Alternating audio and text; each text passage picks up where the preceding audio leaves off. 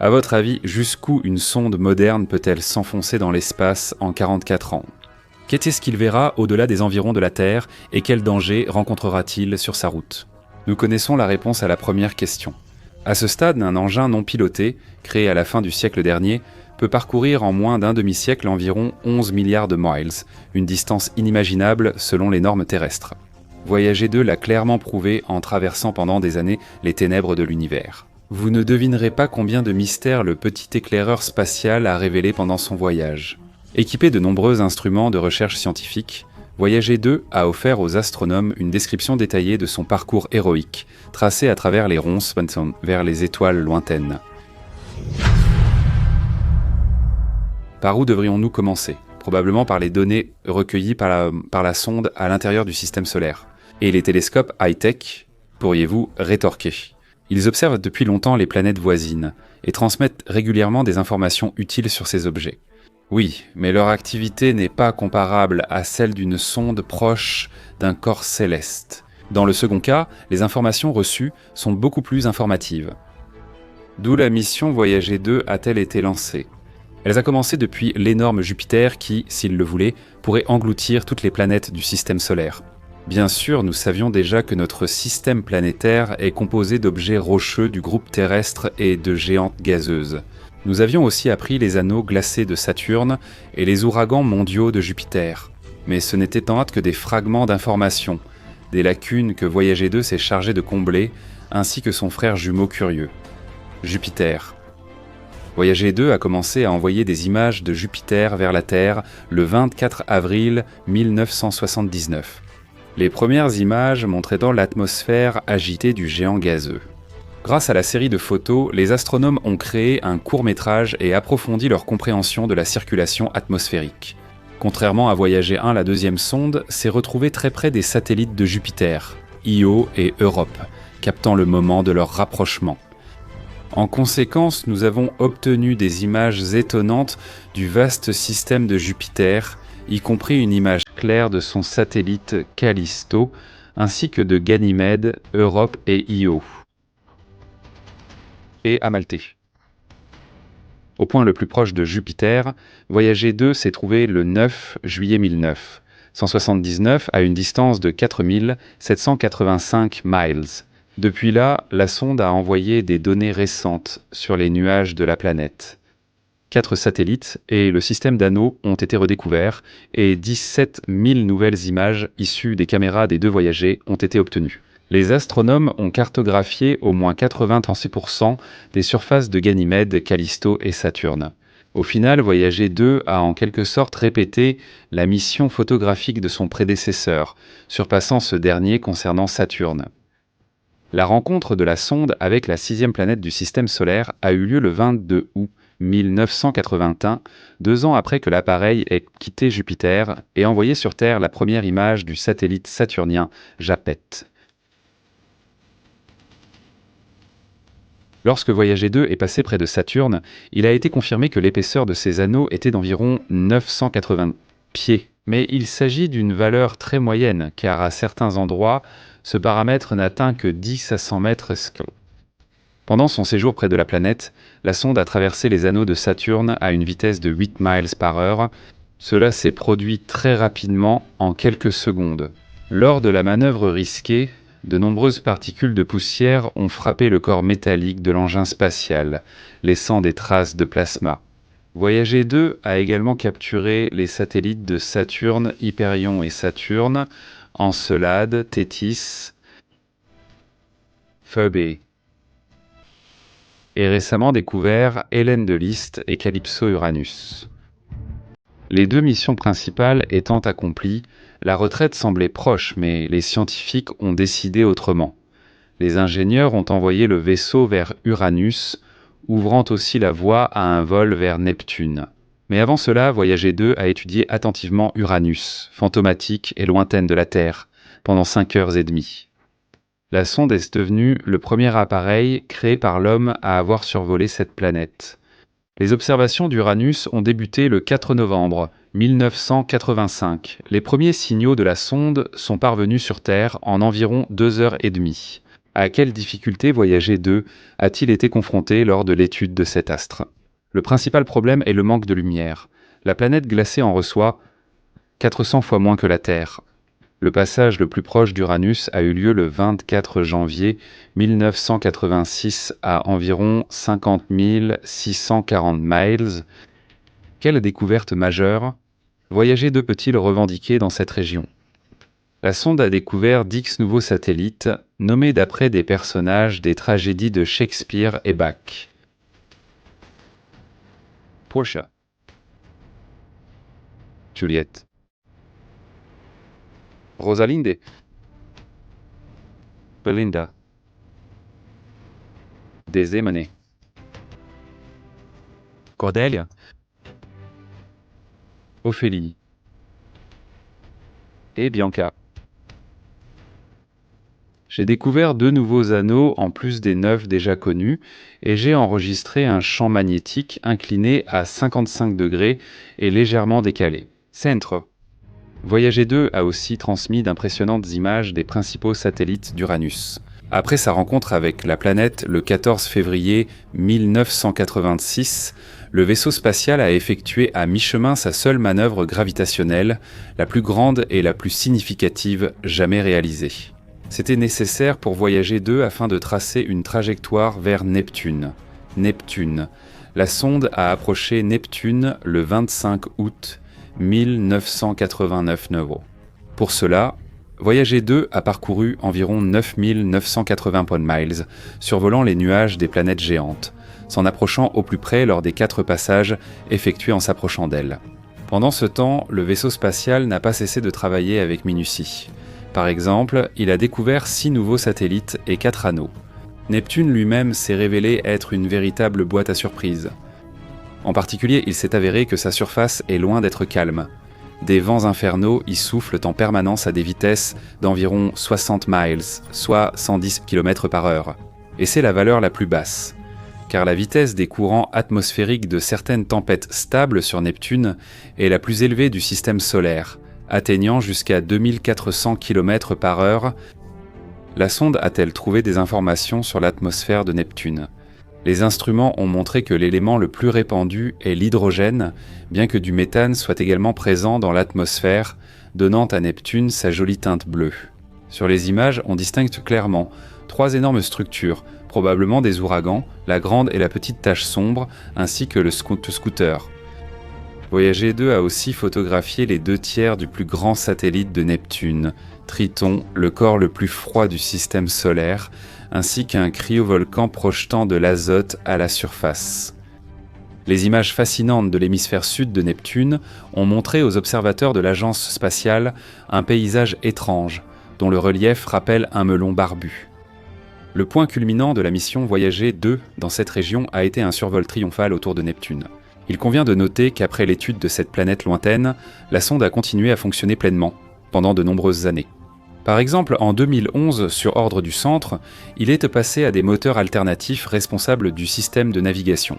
En 2019, la National Aeronautics and Space Administration a annoncé avoir reçu des données du milieu interstellaire, transmises par Voyager 2. Ensuite, après avoir visité Neptune, la sonde a suivi pendant un certain temps une trajectoire en dessous du plan de l'écliptique et a quitté le système solaire à environ 35 millions de miles de son point de départ. Après la rencontre avec Neptune, plusieurs instruments de Voyager 2 ont été mis en mode économie d'énergie. Il est remarquable qu'en novembre 1989, soit 12 ans après le lancement, la National Aeronautics and Space Administration ait officiellement renommé le projet, lui donnant un nom plus solennel, Vaisseau spatial de la mission interstellaire Voyager. Les instruments secondaires ont été définitivement désactivés, et seulement 7 appareils de recherche continuaient de fonctionner à bord de la sonde. Quel sort attendait le deuxième Voyager? Ensuite, au 5 novembre 2017, le vaisseau spatial se trouvait à une distance d'environ 116 unités astronomiques, soit environ 11 milliards de miles de la Terre, se déplaçant à une vitesse de 9,6 miles par seconde par rapport au Soleil en direction du télescope Constellation. Si Voyager 2 maintient sa vitesse actuelle, il lui faudra environ 19 390 ans pour parcourir la distance d'une seule année-lumière. Ne cherchez pas à savoir quel événement marquant s'est produit le 8 juillet 2019. Ce jour-là, sur ordre du centre, Voyager 2 a réussi à activer les instruments de correction de trajectoire, qui seront utilisés pour contrôler le vaisseau spatial dans un avenir proche. Ensuite, le 28 octobre 2020, la National Aeronautics and Space Administration a rétabli la communication avec Voyager 2, qui se trouvait à plus de 11,6 milliards de miles de la Terre. La sonde est maintenant dans le milieu interstellaire, hors de l'influence du Soleil. Au fait, pour ceux qui ne le savent pas, la mission initiale de Voyager a été conçue dans le cadre d'un programme appelé Grand Tour, qui prévoyait un grand voyage à travers les planètes du système solaire. Le plan ambitieux de la fin des années 70 était destiné à des sondes spatiales complexes chargées d'explorer les 5 planètes externes. Mais les scientifiques ont été contraints de geler partiellement le projet en janvier 1972, principalement en raison des coûts injustifiés estimés à 1 milliard de dollars. À la place, il a été proposé de lancer seulement 2 sondes spatiales vers Jupiter et Saturne en ces 1977.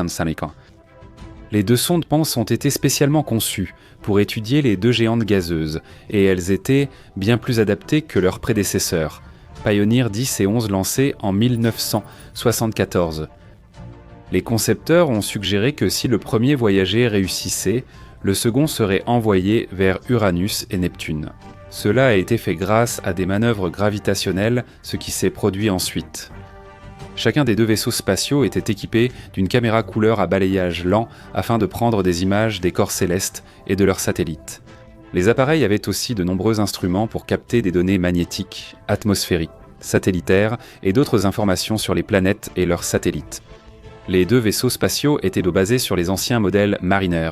Jusqu'au 7 mars 1977, ils s'appelaient Mariner 11 et Mariner 12. Ce jour-là, le directeur de la National Aeronautics and Space Administration, James Fletcher, annonça leur nouveau nom, Voyager. Beaucoup se demandent ce que fait Voyager 2 actuellement. Dans les profondeurs sombres de l'espace, à des milliards de kilomètres de la Terre, le vaisseau spatial Voyager 2 de la National Aeronautics and Space Administration est devenu un maillon essentiel de la recherche astronomique, étant la 2e sonde à jamais s'aventurer dans l'espace interstellaire. Mais bien sûr, une mission aussi sérieuse n'a pas été sans difficulté. En novembre 2018, la National Aeronautics and Space Administration gardait le contact avec la sonde, mais un jour les employés n'ont pas pu la joindre, ce qui les a surpris. Cela a été précédé par un événement sans précédent, survenu le 28 janvier 2020. Que s'est-il passé ? Le vaisseau spatial a-t-il été attaqué par des extraterrestres ou a-t-il été englouti par un trou noir ? Non, la sonde s'est simplement arrêtée de façon inattendue. En cessant de bouger, Voyager 2 s'est arrêté juste avant d'effectuer la manœuvre prévue. L'appareil devait effectuer une rotation de 360 degrés pour calibrer l'un des instruments à bord, mais au lieu de cela, il n'a pas bougé du tout. Ainsi, les 2 systèmes de Voyager fonctionnaient sans interruption, consommant beaucoup d'énergie. Quel était donc le problème ? Le problème était que le vaisseau spatial consommait trop rapidement la source d'énergie disponible, ce qui a entraîné l'activation du système de protection. Lors du redémarrage, le logiciel a automatiquement désactivé les instruments scientifiques de Voyager 2 pour économiser de l'énergie, car après tout, il dispose de ressources assez limitées. Il fallait résoudre ce problème de toute urgence, car Voyager 2 continuait de s'éloigner de la Terre. Ainsi, afin d'éviter de telles pannes et d'améliorer considérablement la communication, un plan de modification de l'antenne a été proposé comme solution. Pendant la mise en œuvre du projet, la communication radio avec Voyager 2 a été complètement coupée, et ce pendant une année entière. L'opération, risquée mais nécessaire, a poussé les ingénieurs à tout miser. Heureusement, l'année de silence s'est bien passée pour la sonde, ce qui a permis un succès rapide du projet. Le contact avec Voyager 2 a été rétabli le 2 novembre 2020 après la transmission à l'appareil d'un canal de communication spécial. Le 12 février 2021, la communication avec la sonde a été rétablie définitivement. La mission Voyager 2 est à nouveau active et productive. L'appareil poursuit son vol interstellaire, étudie son environnement et envoie des données vers la Terre. Bien que la caméra de la sonde ne soit pas assez puissante pour produire, malgré des images de qualité, Voyager 2 demeure essentiel pour l'exploration spatiale humaine. C'est le deuxième objet interstellaire fabriqué sur Terre et le seul avec lequel nous restons aussi souvent en contact. En somme, Voyager 2 est aujourd'hui le dernier des magiciens, représentant d'une espèce en voie de disparition. Sans aucun doute, un jour viendra où sa source d'énergie s'épuisera et la mission prendra fin, laissant la sonde errer éternellement dans les bras glacés de l'infini. Abonnez-vous à la chaîne Hubble, mettez un like et n'oubliez pas de partager la vidéo avec vos amis. Qu'eux aussi découvrent les mystères cachés derrière l'éclat des galaxies et le voile des nébuleuses. Ce n'est pas parce que vous n'êtes pas paranoïaque que personne ne vous observe. Les astronomes modernes ont décidé de ne pas attendre les surprises de la nature, c'est pourquoi ils surveilleront de près ce qui se passe aux frontières de la Voie lactée et au-delà. Et alors, y a-t-il des découvertes dignes d'intérêt ? Il s'avère que oui. Récemment, les instruments ont détecté un objet non identifié qui émettait des signaux radio réguliers. Difficile à dire ce que c'est, mais il ne veut clairement pas être découvert. Les scientifiques ont observé cet étonnant objet spatial il y a 2 ans. Cela a été possible grâce à l'un des instruments les plus sensibles conçus pour explorer les recoins éloignés des galaxies, les réseaux d'antennes en Australie. Il est remarquable que les scientifiques ont souvent détecté des objets inconnus et des signaux inexpliqués avec ce radiotélescope. Après ces découvertes inspirantes, les recherches au monde se sont poursuivies, car des informations plus précises étaient nécessaires. Pour leurs recherches, les astrophysiciens ont utilisé un autre appareil, le Merian de l'observatoire de Parkes. Malheureusement, il n'a pas répondu aux attentes, aucune nouvelle donnée n'a été obtenue. Les progrès sont apparus seulement cette année. Le radiotélescope sud-africain MIR-KAT a confirmé que l'objet découvert précédemment existe bel et bien, et dès avril, l'appareil Australia Telescope Compact Array a également envoyé des preuves. Cette découverte inattendue représente une immense valeur scientifique, car auparavant, il était pratiquement impossible d'obtenir une image plus claire de cet objet mystérieux. C'est comme s'il évitait toute observation. La surveillance a montré que ni dans les archives, ni dans les données radio, ni dans les recherches basées sur les rayons X ou le spectre infrarouge, il n'existait tout simplement pas. Que savons-nous actuellement de ce phénomène ? On lui a donné le nom de GCRT J1745 DFIS 3009. Les chercheurs caractérisent de cet objet comme un signal radio transitoire provenant du centre de la galaxie. Les données astronomiques disponibles ne peuvent pas éclairer l'origine et la structure des objets multi-ondes similaires à celui qui a été découvert. En d'autres termes, ce signal radio est unique par ses caractéristiques. Il est fort probable qu'à l'avenir, GCRT J1745 DFIS 3009 sera classé dans une nouvelle catégorie d'objets cosmiques, et peut-être n'en sera pas le seul représentant. Tout cela parce qu'avec des technologies plus avancées, les scientifiques continueront à détecter des signaux radio identiques. Qu'est-ce qui rend GCRT J1745 DFIS 3009 remarquable ? Les ondes radio qu'il émet sont assez inhabituelles. Leur durée varie de 2 à 4 semaines, puis, à la fin de cette période, le signal s'arrête. Mais après un certain temps, il réapparaît. Ce phénomène ressemble à un clignotement. On remarque également des distorsions linéaires circulaires, ce qui signifie évidemment que nous avons affaire à une polarisation des signaux. Lors des recherches sur cet objet étrange, les appareils ont capté 13 signaux. Dans le même temps, les scientifiques soulignent que nous ne pouvons pas encore déterminer précisément d'où proviennent ces messages.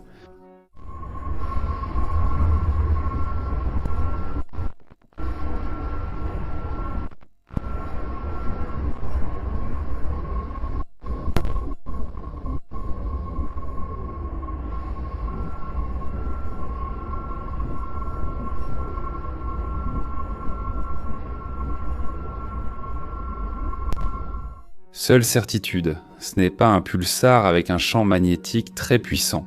Au départ, cette hypothèse semblait assez plausible, mais des recherches ultérieures l'ont réfutée. Alors, à quoi avons-nous affaire ? On sait que les objets dans l'univers diffèrent les uns des autres par la longueur d'onde radio. Les étoiles de certains systèmes binaires sont situées à une courte distance les unes des autres.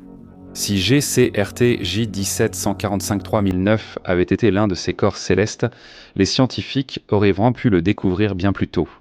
L'objet ne peut pas être une supernova, car ses propriétés sont très différentes. Sa classification reste donc ouverte. L'espace est imprévisible et récemment, on y a découvert des choses très inhabituelles. Par exemple, le télescope Hubble a récemment pris des images d'une zone de nébuleuse appelée Herbig Haro, en particulier de l'un de ces objets. HH111, celle a été capturée par des caméras sensibles à un large spectre de longueur d'onde.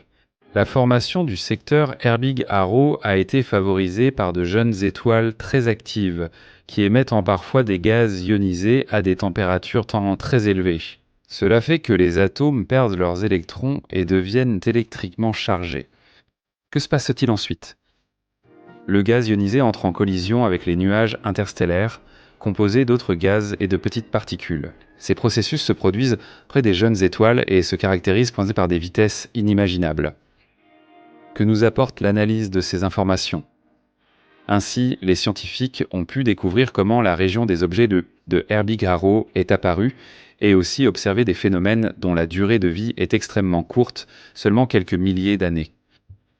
Si l'on étudie attentivement les images de telles nébuleuses, on peut remarquer qu'elles traversent les nuages de gaz à une vitesse énorme, en s'éloignant de l'étoile principale. Au cours de plusieurs années, on observe des changements significatifs dans ces zones. Par exemple, à certains endroits, la luminosité est bien plus élevée que dans les autres parties.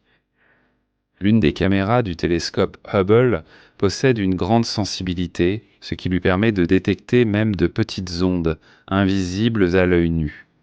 Comme on le sait, dans Herbig-Haro se trouvent des objets de grande luminosité, mais il est difficile de suivre les processus qui s'y déroulent, car une brume poussiéreuse impénétrable en cache la vue. C'est ici qu'intervient la caméra Wide Field Camera. 3 dont est équipé Hubble, capable de capter des ondes pouvant traverser les couches de poussière. Cependant, les recherches se poursuivent. Il est donc trop tôt pour tirer des conclusions. Voici quelques-unes des surprises reçues récemment par les scientifiques. La cerise sur le gâteau est la nouvelle suivante, venue des profondeurs de l'espace. En 2019, la première image des limites d'un trou noir supermassif a été obtenue grâce au télescope Nouveaux Horizons. On sait que cet objet se trouve à 3 millions d'années-lumière de nous, dans l'énorme galaxie elliptique M87. Depuis l'obtention des photos du trou noir, les scientifiques ont intensifié leurs recherches. Pouvons-nous reconstituer la chronologie des événements? 92 jours après le début des observations, la fameuse photo floue du trou noir a été obtenue. Mais ces découvertes majeures ne s'arrêtent pas là. Les astronomes ont réussi à obtenir une image du rayonnement polarisé du disque d'accrétion. Après avoir soigneusement étudié les données, les chercheurs ont obtenu une idée plus claire de ce qui se passe avec le champ magnétique noir. Les informations obtenues sont bien plus importantes que l'image du trou noir lui-même. En effet, personne ne s'en était jamais approché d'aussi près. Ces données uniques ont permis d'analyser plus en détail le processus d'accrétion des corps. Récemment, les astrophysiciens ont reçu des informations précieuses de divers groupes de recherche. Les informations concernaient un puissant flux jaillissant des entrailles du trou noir. Les scientifiques ne comprennent pas encore totalement ces processus, mais cela permet d'ajuster les théories existantes. Mais laissons de côté les théories scientifiques sèches. Qu'apporte une telle information à une personne ordinaire? On pensait qu'il était très improbable qu'un trou noir actif aussi énorme se forme près de la Voie lactée, mais cela s'est pourtant produit. De plus, près de M87, il y a un jet d'énergie distinct, situé le long de l'axe de rotation du trou noir. Cela pousse les scientifiques à se demander si les propriétés du champ magnétique des trous noirs sont différentes. Ou bien, est-ce une erreur causée par des effets optiques qui transforment en fait un flux destructible en quelque chose d'invisible? Et ce ne sont là que quelques-unes des découvertes étonnantes qui nous attendent dans l'exploration de l'espace. Qui sait, peut-être qu'en ce moment même, dans une galaxie voisine, il se produit des phénomènes qui, à l'avenir, changeront radicalement la vie de l'humanité.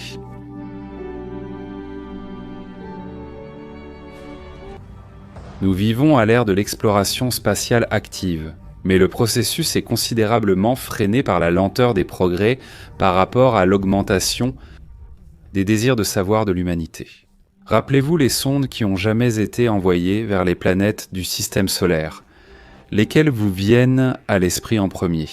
Voyager, marinaire 10 nouveaux horizons. Eh bien, vous vous trompez. Aujourd'hui, nous allons parler de la mission de la sonde Galileo, qui a été essentielle dans l'étude de Jupiter. La sonde Intrépide a réussi à enregistrer une collision unique d'une comète avec le géant gazeux, ainsi que d'épais nuages d'ammoniac dans l'atmosphère toxique de ce gigantesque corps céleste. Il a été le premier engin à se placer en orbite autour de Jupiter et à étudier pendant longtemps ce géant céleste ainsi que ses satellites. Ce n'est là qu'une liste loin d'être exhaustive. C'est terminé, mais cela ne diminue pas l'immense contribution de la sonde à l'astronomie. Lorsque l'incroyable histoire de la création de l'appareil a commencé, les astronomes ont commencé à mettre en œuvre le projet, mentionné dès les années 70 à l'époque. Il était simplement appelé la sonde orbitale de Jupiter. Au début, les scientifiques n'ont pas pu obtenir suffisamment de financement pour réaliser cette mission, mais en mobilisant tous les contacts disponibles, les ingénieurs ont réussi à atteindre leur objectif. Le moment du succès initial. Personne ne garantissait que le financement du projet lui-même et du laboratoire ne serait pas interrompu. C'est pour cette raison que la mission a pris plus de 10 ans. Au départ, il était prévu que la sonde soit envoyée en orbite autour de Jupiter à l'aide de la navette spatiale Columbia, mais cette idée n'a pas été réalisée en raison du développement prolongé de l'appareil. Les chercheurs ont alors décidé de reporter le lancement de la sonde de plusieurs années. Une seconde fois. En raison de la tragédie de Challenger, l'objet a explosé avec les astronautes à bord. Dans cette terrible catastrophe, 7 personnes ont perdu la vie. Le monde a longtemps été en deuil, mais comme le disait le sage roi Salomon, tout passe. Et le 18 octobre 1989, la station interplanétaire automatique Galilée a enfin été lancée dans l'espace grâce à la navette Atlantis. L'appareil s'est d'abord dirigé vers Vénus pour augmenter sa vitesse. La sonde ne s'est pas juste approchée, elle a aussi analysé la composition des nuages de la planète brumeuse. Ensuite, Galileo a réalisé 3 manœuvres gravitationnelles près de la Terre. De plus, cela a permis d'obtenir des informations plus détaillées sur les astéroïdes. Sur les premières images prises par Galileo, on pouvait voir l'astéroïde Gaspra, qui est devenu le premier objet de ce type à être approché d'aussi près par une sonde d'exploration terrestre. Et voici une image de l'astéroïde Ida. Il s'est avéré que, malgré sa petite taille, il possède un satellite appelé Dactyle. En l'examinant de plus près, on a même trouvé des cratères. Jusqu'alors, les scientifiques n'avaient jamais observé de satellite autour d'un astéroïde. Qu'a encore accompli la sonde lors de la deuxième manœuvre gravitationnelle? Galileo a également scanné la Lune à l'aide d'un spectromètre ultraviolet. Cela a permis de mieux comprendre la nature des changements du régolithe lunaire sous l'effet du rayonnement solaire. Ensuite, l'orbitisant les Jules Iram Fiantarin, l'orbiteur Galileo a acquis une vitesse suffisante pour se diriger directement vers Jupiter. Quel événement a fait considérer la mission comme réussie par défaut? En 1994, Galileo a réussi à détecter les fragments de la comète Shoemaker-Levy, qui était sur le point de pénétrer dans la couche dense de l'atmosphère de Jupiter. Les chercheurs n'ont pas pu observer la catastrophe en direct, car les fragments étaient du côté de Jupiter, invisibles depuis la Terre. Galileo a facilité la tâche des scientifiques et leur a permis d'observer cet événement. Plus tard, c'est le télescope Hubble qui a enregistré directement la collision et ses conséquences. Ainsi, il s'agissait de la toute première observation d'une rencontre d'une comète avec la surface d'un corps céleste. Vous croyez que les découvertes surprenantes se sont arrêtées? Bien sûr que non. Le 13 juillet 1995, un événement majeur dans l'histoire de la cosmonautique s'est produit. La capsule de descente a quitté le module orbital et s'est dirigée vers les nuages toxiques de Jupiter. À ce moment, Galileo collectait des données sur la température, la composition de l'atmosphère et la propagation des radiations sur la géante gazeuse. Le point final depuis le début des émissions, en général.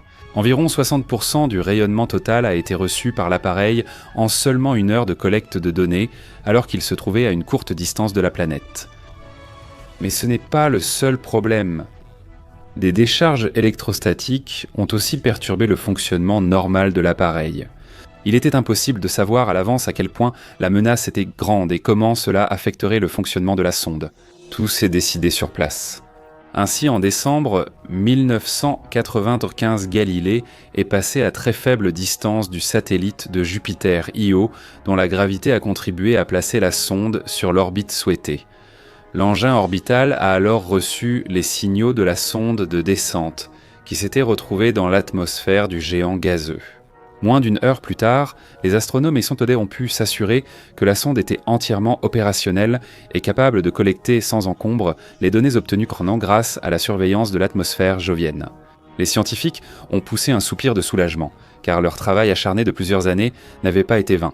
Savez-vous ce qui s'est passé après cette nouvelle ? Des applaudissements retentissants ont éclaté. Au fait, le nombre de personnes travaillant à la réalisation de la mission atteignait 10 000. Nous ne jugerons donc pas sévèrement les scientifiques pour avoir montré leurs émotions, car cela se comprend. Il s'est passé quelque chose d'inédit. Une sonde terrestre est entrée là où aucun appareil créé par l'homme n'était jamais allé. Qu'est-ce qu'il attendait dans ce royaume infernal d'ouragans déchaînés et de pluies sulfureuses en masse ? Lorsque l'appareil est entré dans l'atmosphère de Piotr, sa vitesse était d'environ 47 km par seconde. Presque immédiatement, grâce à l'écran de protection conique, la sonde a commencé à ralentir. Plus tard, la réduction de la vitesse a été assurée par un parachute spécial d'un diamètre de 2,5 mètres. Le processus de freinage a considérablement chauffé les surfaces de la sonde.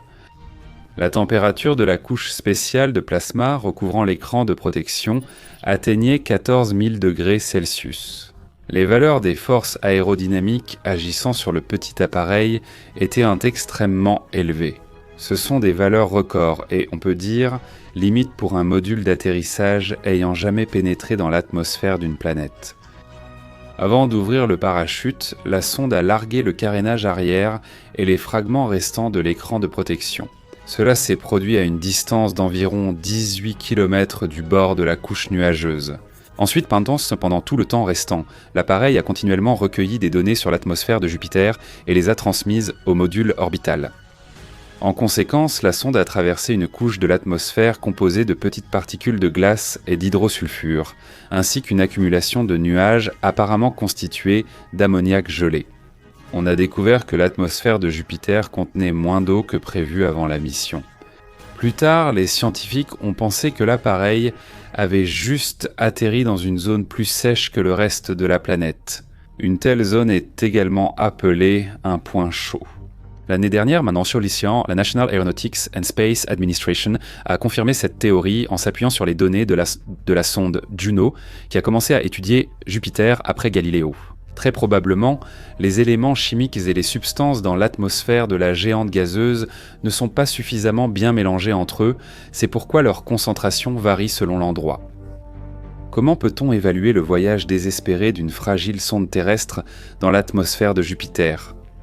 Le voyage étant prévu en aller simple, cela impliquait la destruction de l'appareil dans les nuages de Jupiter. Les résultats de la mission sont sans aucun doute positifs. En effet, les informations recueillies ont éclairci de nombreux phénomènes jusqu'alors inconnus.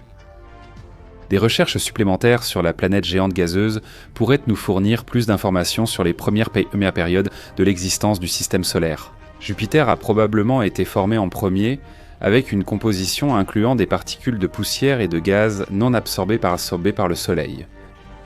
Quels autres événements survenus avec Galiléo méritent d'être mentionnés ?